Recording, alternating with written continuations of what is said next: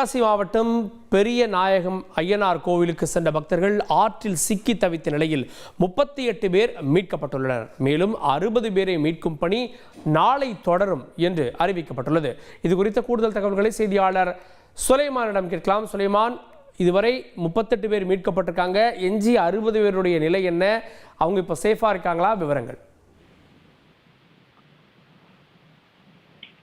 நேற்றைய தினம் தென்காசி மாவட்டத்தில் கனமழை பெய்ய தொடங்கியது அடுத்து கருப்பாநதி அணையில் இன்று அதிகாலை 72 அடி கொள்ளளவு கொண்ட இந்த கருப்பாநதி அணையானது ஒரே நாளில் 20 அடி உயர்ந்து 65 அடியை எட்டியதை தொடர்ந்து கருப்பாநதியில் சுமார் 1200 கன அடி தண்ணீர் திறந்து விடப்பட்டதனால் இந்த கருப்பாநதி ஆறு செல்லக்கூடிய பெரியாற்று கரையில் இருக்கக்கூடிய பெரிய நாயகம் ஐயனார் கோயிலுடைய அந்த கரையில் இந்த கோயில் இருக்கிறது.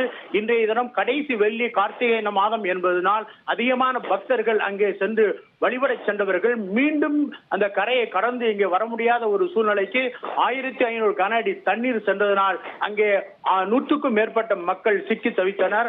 இது குறித்து தகவல் அறிந்ததும் கடையநல்லூர் தாசில்தார், தீயணைப்பு படை வீரர்கள், கடையநல்லூர் சட்டமன்ற உறுப்பினர் கிருஷ்ணமலிண்ட குட்டியப்பா ஆகியோர் சம்பவ இடத்துக்கு சென்று பார்வையிட்டனர். தண்ணீரை குறைப்பதற்கான வழிவகைகளை கேட்டறிந்த பொழுது அணை தற்போது முழு கொள்ளளவை எட்டியதால் அணையிலிருந்து திறந்துவிடப்படக்கூடிய இந்த தண்ணீரானது நிறுத்த முடியாது என கூறியதை தொடர்ந்து தீயணைப்பு படை வீரர்கள் கயிறு கட்டி இங்கே இருந்த அக்கறையில் இருந்த சுமார் 9 பெண்கள் 2 சிறுவர்கள் உட்பட 38 நபர்களை தற்போது மீட்டு இருக்கிறார்கள்.